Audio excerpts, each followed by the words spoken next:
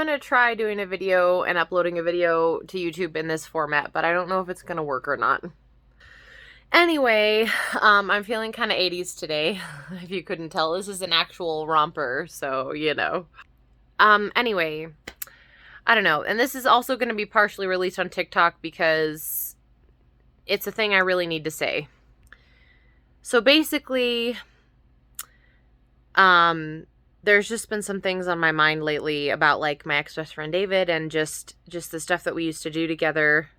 And, like, one of those things was watching Inside Out.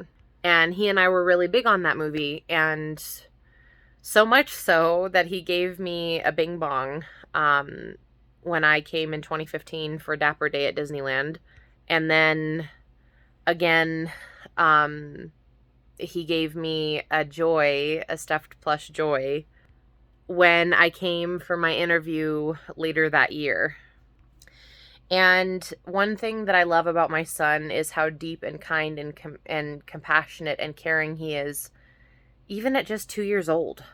And I didn't really expect him, I didn't expect myself to cry right now, but I didn't expect him to love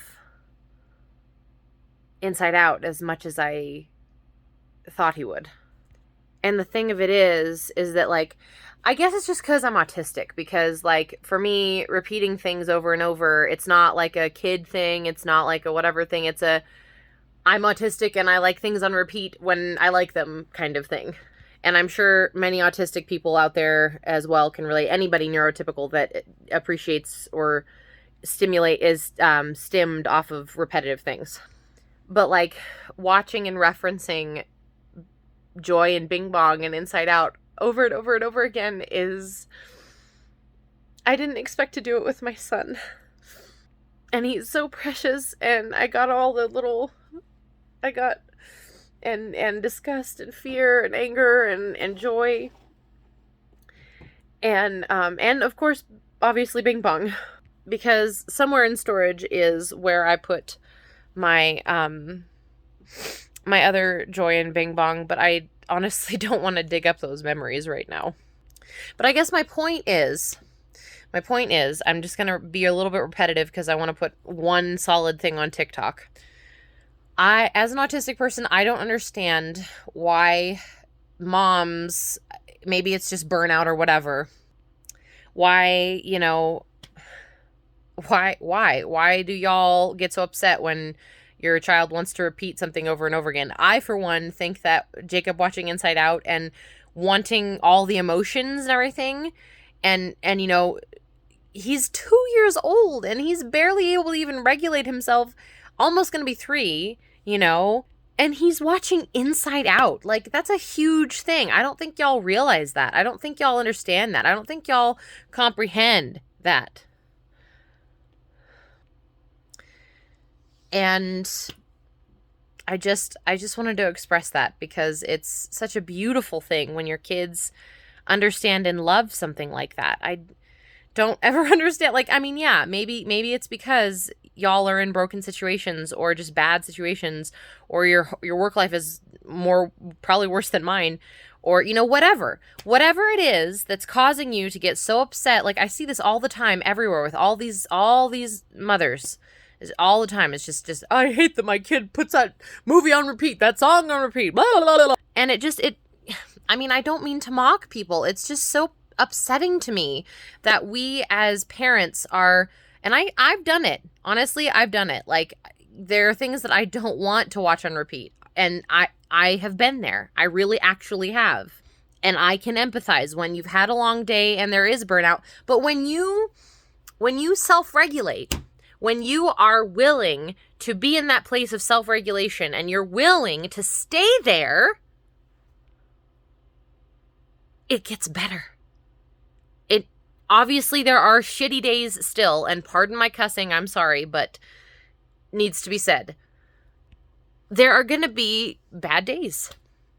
I self-regulate, and I have had almost 3 straight years of therapy, and I still have bad days. Recovery and therapy and healing from trauma, those are not linear things. They are wibbly wobbly, timey-wimey, all over the place, tangled ball of yarn things. Recovery is not just, oh, I got over this and now it's done. Oh, I got over this and now it's done. Oh, I got over this and now it's done. I take antidepressants and now it's done. I take anti-anxiety meds and now it's done. I take mood swing, mood, whatever they're called, medication and now it's done. I take this and now it's done. I do this and now it's done. No, that is not how recovery works. Recovery and therapy and healing, you can still circle back around to the things that you once loved and the things that, you know, you're healed. It's like, it's okay. Let's see if I can explain this. It's like, think of like a state, and like the state forecast is that in this county, in this county, in this county, all these counties and like these separated out towns and stuff, they're all going to have cloudy weather. Okay, well, let's say in like Washington, let's say King County has, I don't know any other counties aside from King County. Okay. Okay, let's say California. Okay, so let's say Modoc County and Sacramento County have cloudy weather, and Sacramento County is not going to have cloudy weather after the 6th or something. That's the forecast. And, you know, and so then the clouds clear away, but there's still a storm going on in Modoc County. Like, that's how recovery is it's there's clouds here and clouds there, but then the clouds clear away in one area and then you're healed of that, but then you still have clouds in this area that still need healing. That was a really crappy analogy, and I'm sorry, but like that's the best I could come with on you know, a last minute basis, and I kind of went off on a tangent. Thanks for listening, you guys, but like my entire point got lost. But like I just want y'all to know that like it's a joy to watch your children absorb the things that they do over and over and over again.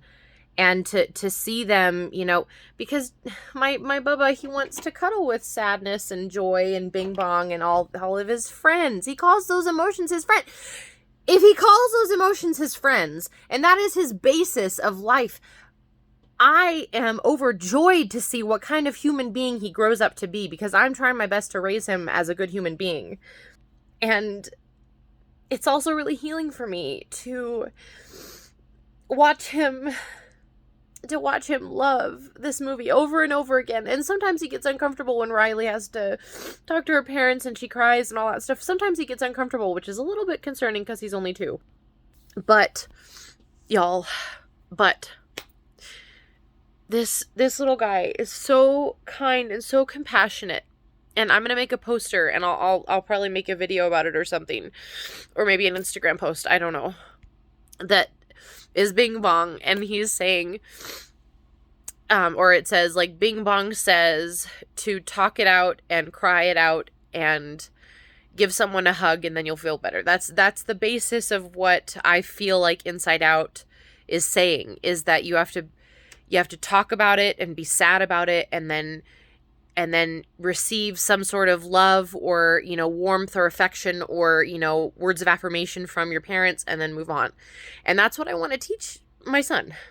I'm really trying to get through this without crying, y'all, but I kind of failed already. But like, just know that it's not just some weird, stupid, random movie. Like, really understand that as parents, y'all. If anybody is watching this that's a parent, please understand that it's not just some weird, stupid, random movie that your kid wants to watch over and over again. Really take in what's triggering you so much, go self-regulate, and come back and watch the dang movie with your child.